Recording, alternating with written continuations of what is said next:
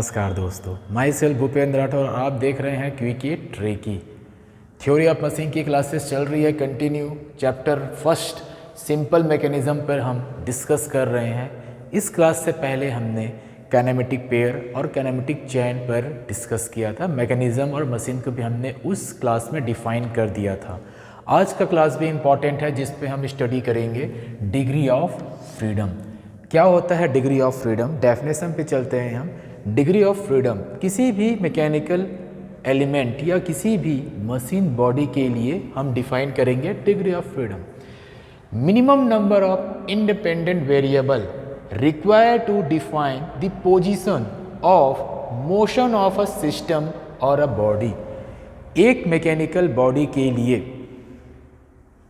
कितने मोशन लागू होते हैं, वो मैकेनिकल बॉडी अपने पोजीशन पे रहते हुए कितनी जगह मूव कर सकता है, वही होता है उसका डिग्री ऑफ फ्रीडम। वही बोल रहा है नंबर मिनिमम, कम से कम वो कितने पोजीशन पे वो मूव कर सकता है, वो होता है डिग्री ऑफ फ्रीडम। इसे पिक्टोग्राम में समझने की कोशिश करेंगे, इससे आसानी से आपको समझ में आएगा। देखते हैं, दो व्यू में देखेंगे। कोई भी ऑब्जेक्ट आप स्टडी करते हैं मैकेनिकल इंजीनियरिंग में 3D व्यू में स्टडी करेंगे, नहीं तो आप उसको 2D व्यू में स्टडी करेंगे। 3D व्यू, मैं हमेशा इस क्लास में एक ही एग्जांपल लिया किसी भी चैप्टर को समझाने की कोशिश करने के लिए, किसी भी टॉपिक को समझाने की कोशिश करने के लिए डस्टर या चॉक, जो नॉर्मली आप देखते रहते हैं। अगेन इस टॉपिक को एक्सप्लेन करने के लिए मैं डस्टर का यूज़ करूँगा और इसी डस्टर का मैं यूज़ करके 3D और 2D में डिग्री ऑफ फ्रीडम को आपको एक्सप्लेन करूँगा। डेफिनेशन, मुझे लगता है किसी को कोई डाउट नहीं होगा डेफिनेशन में।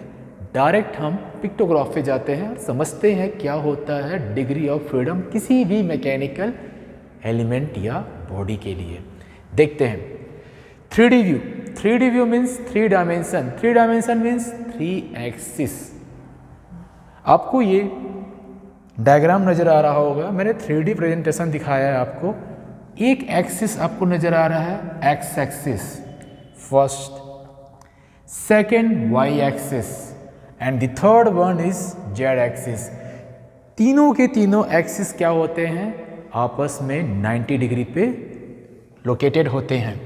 आप देख रहे होंगे ये डस्टर में भी आपको 3D व्यू नज़र आएगा। आप ध्यान से देखेंगे ये 3D डायमेंशन पे रखा हुआ है।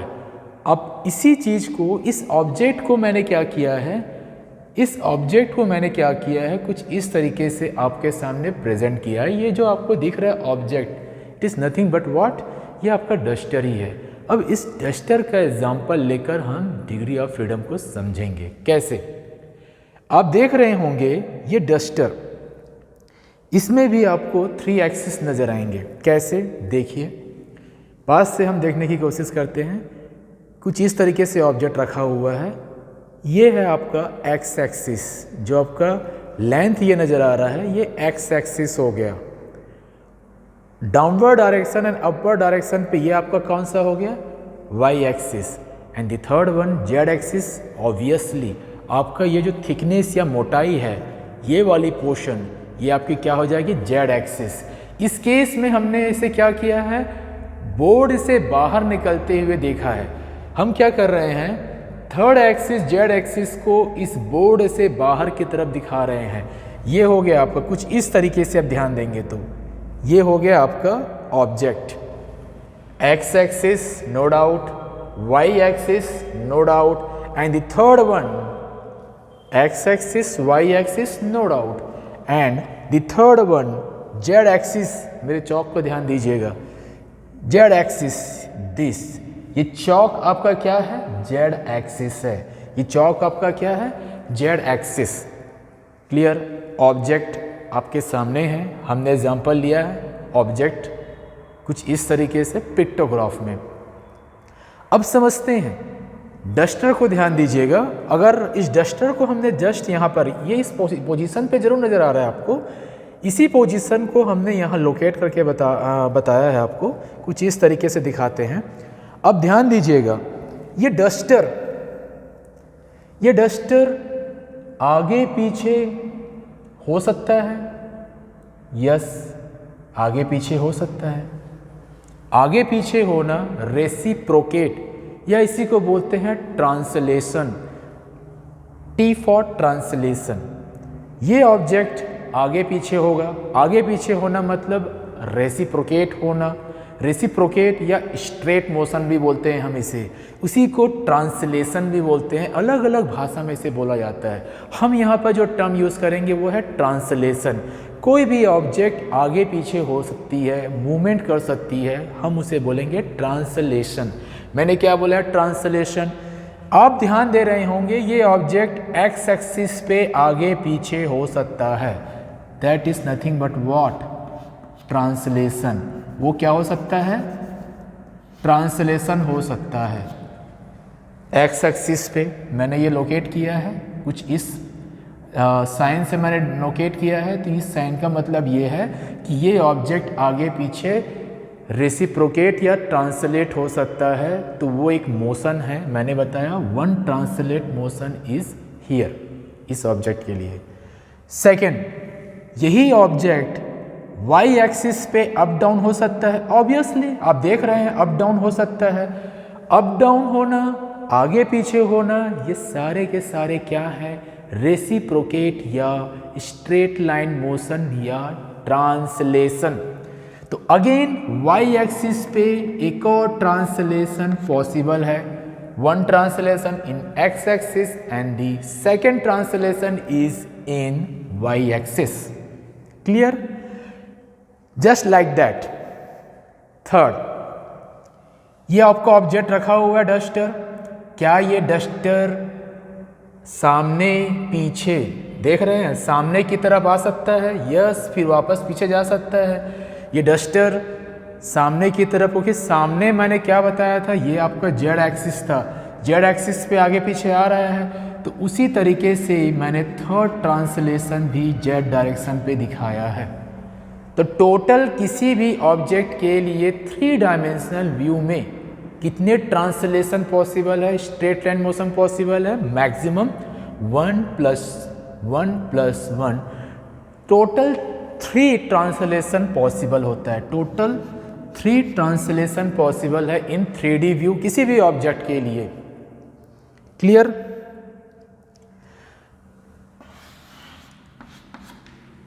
और क्या होता है मोशन? कोई भी ऑब्जेक्ट या तो रेसिप्रोकेट या स्ट्रेट लाइन मोशन करेगा, नहीं तो क्या करेगा? रोटेशन। नहीं तो वो क्या करेगा? रोटेशन।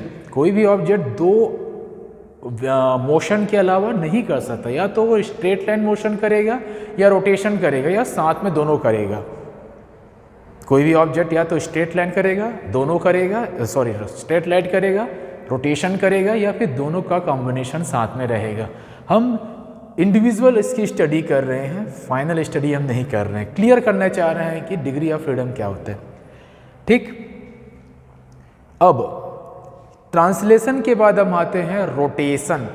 आपको ये ऑब्जेक्ट दिख रहा है, मैं इसे रोटेट कर रहा हूँ, कुछ इस तरीके से रोटेट कर रहा हूँ। आपको नज़र आ रहा होगा ये वर्टिकली आपका ये इस तरीके से है, ठीक है, और ये कुछ रोटेट कर रहा है। कोई बता सकता है कि किस डायरेक्शन पे रोटेट कर रहा है, किस एक्सिस के रिस्पेक्ट में रोटेट कर रहा है? वर्टिकल है, तो आप देख रहे होंगे वर्टिकल एक्सिस के अबाउट या क्या कर रहा है? रोटेट कर रहा है। तो रोटेशन हमेशा किसी एक एक्सिस के रिस्पेक्ट में होता है, साथ ही साथ एक एक्सिस के रिस्पेक्ट में होने के साथ साथ एक प्लेन में भी होता है। अगर मान लो वो वाई एक्सिस के रिस्पेक्ट में, क्योंकि वर्टिकल एक्सिस मैंने क्या बताया है? वाई एक्सिस के रिस्पेक्ट में अगर वो रोटेट कर रहा है तो वो कौन से प्लेन में होगा ऑब्जेक्ट? ऑब्वियसली बात है जेड एक्स।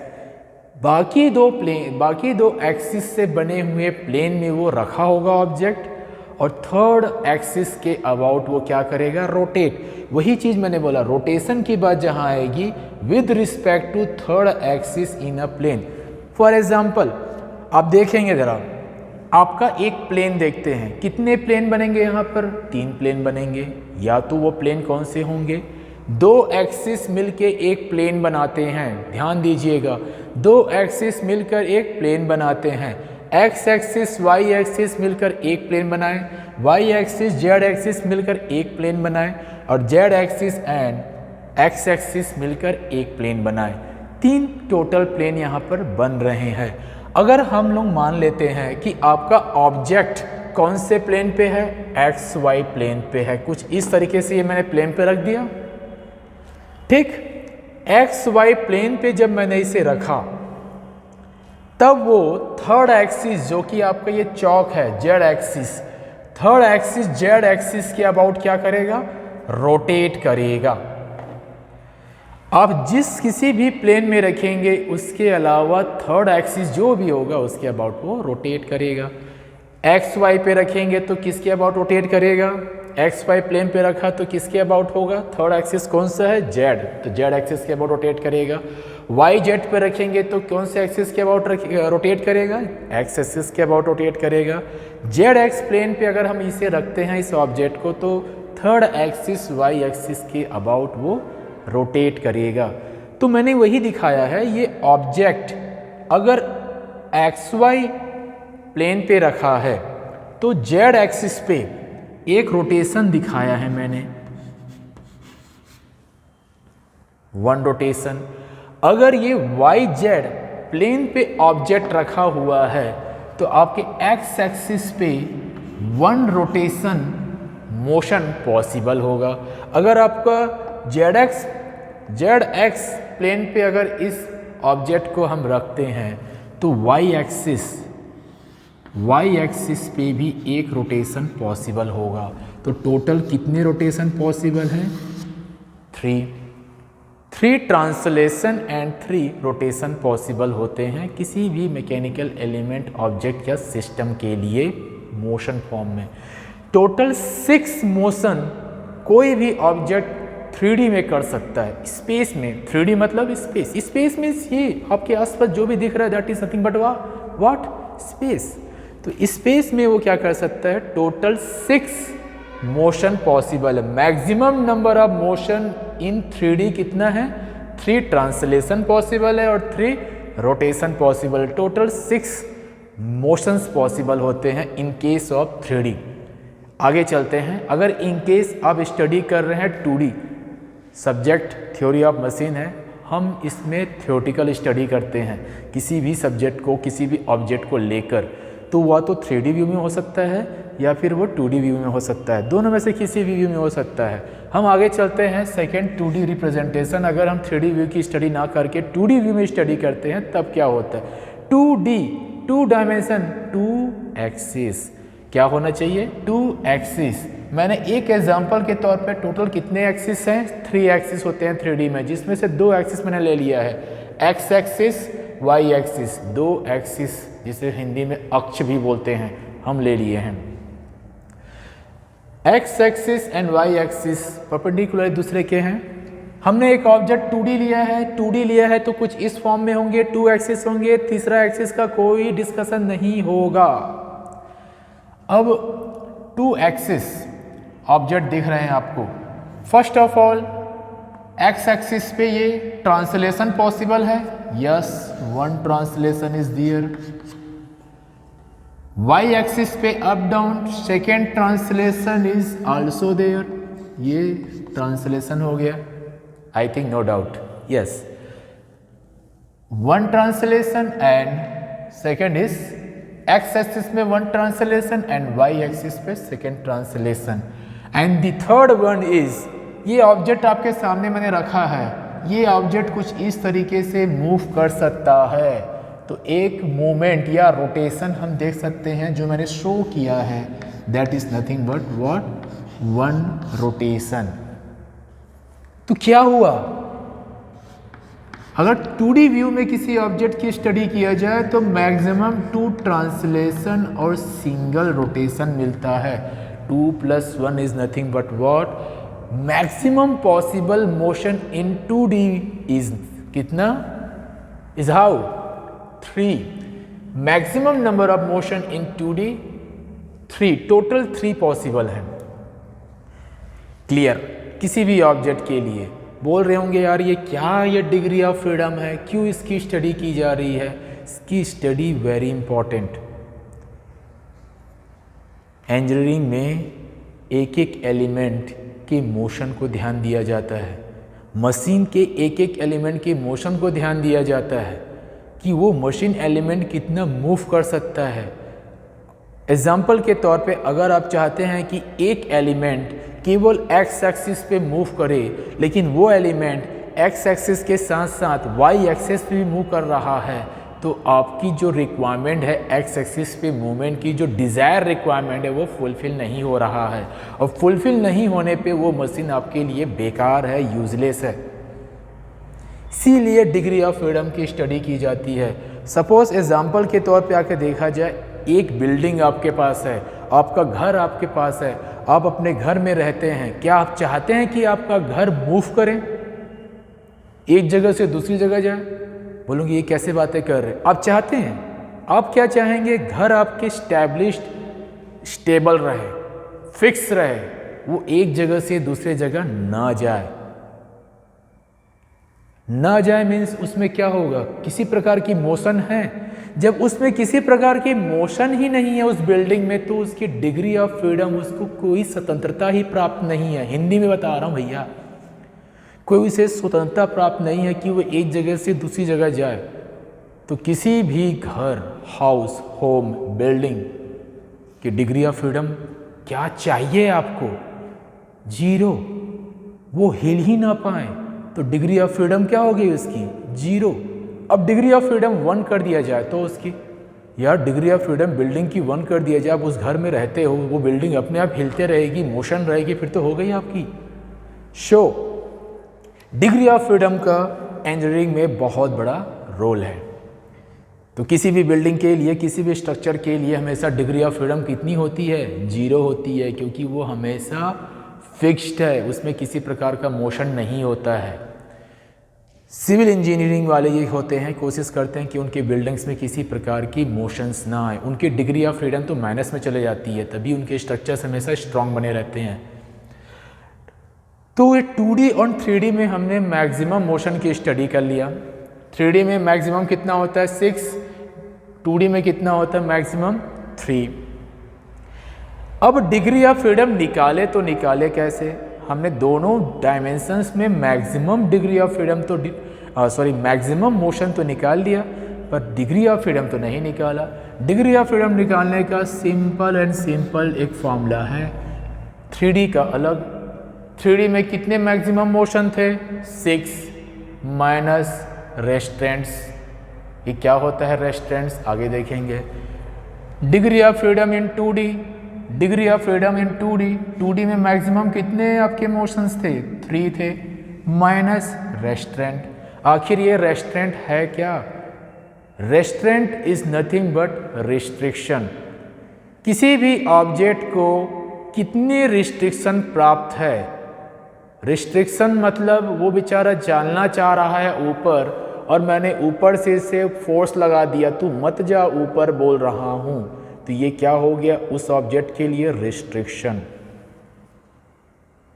समझने की कोशिश करते हैं, अच्छे से समझेंगे। मेरे हथेली पे ध्यान दीजिए। अगेन मैं रखा आपको डस्टर। अब डस्टर आगे पीछे जा रही है, ट्रांसलेशन पॉसिबल है, रोटेशन, इसी एक्स एक्सिस पे रोटेशन भी पॉसिबल है। अब मैं बोल रहा हूं इस ऑब्जेक्ट को ऊपर ले जाओ, जा रहा है। अब नीचे जाने की बात करूं, नीचे जा पाएगा? नहीं जा पाएगा। कैसे जा पाएगा? मेरी हथेली उसे रोक दे रही है। जब हथेली रोक दे रही है तो वाई एक्सिस पे जो उसके अप डाउन के मोशन थे, अप तो हुआ लेकिन डाउन नहीं हो पा रहा है, दोनों होना चाहिए, तब हम उसे मानेंगे अप डाउन की ट्रांसलेशन। तो अप डाउन के ट्रांसलेशन पॉसिबल नहीं हुआ, डाउन नहीं जा पाया। डाउन नहीं जा पाया मतलब वाई एक्सिस पे ट्रांसलेशन जो था वो क्या हो गया? उसमें रुकावट आ गया। रुकावट आ गया मीन्स रिस्ट्रिक्शन आ गया, उसी को रेस्ट्रेंट बोलते हैं। तो इस ऑब्जेक्ट के लिए कितना रेस्ट्रेंट हो गया, अप डाउन वाला पॉसिबल नहीं है, बाकी सारा चीज़ पॉसिबल है। अप डाउन मतलब हो गया वन ट्रांसलेशन उसके लिए रिस्ट्रिक्शन हो गया। तो किसी भी ऑब्जेक्ट के लिए जितने भी रिस्ट्रिक्शन होते हैं, number of those motion which are not possible, up down possible था क्या यहाँ, जब मैंने हथेली पे रखा नहीं पॉसिबल है, वो नीचे नहीं जा सकता, मैं कितना भी कोशिश करूँ मेरी हथेली उसे रोक दे रही है। तो जितने भी नंबर ऑफ मोशंस जो पॉसिबल नहीं होते हैं वही क्या होते हैं, आपके रेस्ट्रेंट होते हैं। मैक्सिमम मोशन 3D पे होता है 6, और जितने भी रिस्ट्रिक्शन लगा रहे हो उसको माइनस कर दो तो उस ऑब्जेक्ट के लिए 3D व्यू में क्या हो जाएगा, degree of freedom. 2D view में वैसे 3 माइनस रिस्ट्रेंट है। 3 क्यों बोल रहा हूँ, क्योंकि 2D में मैक्सिमम मोशन 3 पॉसिबल है, वही 3D में आपका कितना पॉसिबल है, 6 पॉसिबल है। तो ये दोनों उसके फॉर्मूला है जिसके बेसिस पे आप किसी भी मैकेनिकल एलिमेंट की क्या निकाल सकते हैं, डिग्री ऑफ फ्रीडम निकाल सकते हैं। आगे एग्जाम्पल देखते हैं, कुछ पेयर देखते हैं ताकि आपको क्लियर हो। आपने ऑलरेडी इससे पहले, इस क्लास से पहले जॉइंट्स के बारे में स्टडी किया है, पेयर के बारे में स्टडी किया है, ध्यान होगा।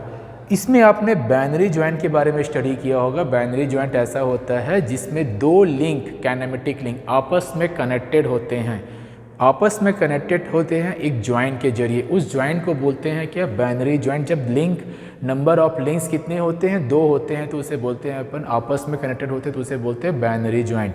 बाइनरी जॉइंट कुछ उसका बेस्ट एग्जांपल होता है क्या, डिवाइडर। आप क्लासेस में यूज़ करते होंगे, डिवाइडर कुछ इस तरीके से लगे होते हैं। आप उस डिवाइडर को ध्यान देंगे, उनके दोनों लिंक को ध्यान दीजिए। ये डिवाइडर है, एक लिंक फर्स्ट ये हो गया आपका and this is second link, आपस में ये जॉइंट है। अब डिवाइडर को आप कोशिश करेंगे, डिवाइडर के किसी भी एक लिंक को आप खींचने की कोशिश कीजिए, नहीं मूव होगा। लेकिन उस डिवाइडर के दोनों लिंक को आप रोटेट कर सकते हैं कुछ इस तरीके से। आप देख रहे होंगे उस डिवाइडर पे कितने मोशन है, टोटल एक ही मोशन है। वो डिवाइडर केवल रोटेट कर सकता है, उसके अलावा कुछ नहीं कर सकता।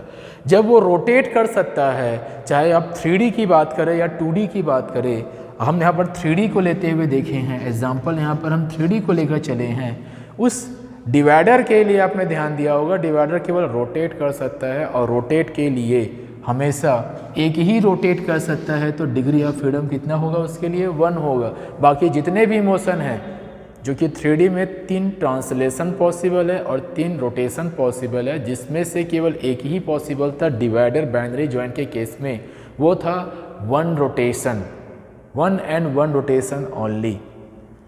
डिग्री ऑफ फ्रीडम 1 हो गया। आप ऑब्जेक्ट को देख के डिफाइन कर दिए। अब अदर वे में इसे स्टडी कर सकते हैं कि कौन कौन से कितने रिस्ट्रिक्शन या रेस्ट्रेंट हैं। आप उसकी स्टडी करेंगे तो आपको उसमें नज़र आएगा टोटल 5 रिस्ट्रेंट रहेंगे। 6 माइनस 5 कितना होगा डिग्री ऑफ फ्रीडम, 1। एक एग्जाम्पल ले रहे हैं, एक प्लेन पे एक स्फीयर रखा होगा, यह स्फीयर है, गोला स्फीयर रखा हुआ है। क्या है, स्फीयर।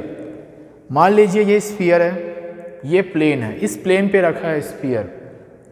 अब जरा ध्यान दीजिएगा, ये स्फीयर क्या है, अब आगे पीछे हो सकता है, सामने भी आ सकता है, रोटेशन कुछ एक्स एक्सिस पे कर सकता है, जेड एक्सिस पे कर सकता है, वाई एक्सिस पे कर सकता है। लेकिन इस स्फीयर के लिए क्या ये डाउन जा सकता है, नहीं, मेरी हथेली उसे रोक दे रही है। डाउन जाएगा, नहीं, मेरी हथेली उसे रोक दे रही है। केवल एक अप डाउन जो वाई एक्सिस पे है, उस एक्सिस की जो मोशन है ट्रांसलेशन, वो रुकावट ला रही है, उस पर रुकावट है। तो वही रुकावट क्या हो गया, सिंगल एंड सिंगल 1 रिस्ट्रिक्शन। जब 1 रिस्ट्रिक्शन है तो 6 माइनस 1 कितने फ्रीडम होंगे, डिग्री ऑफ फ्रीडम 5 होंगे।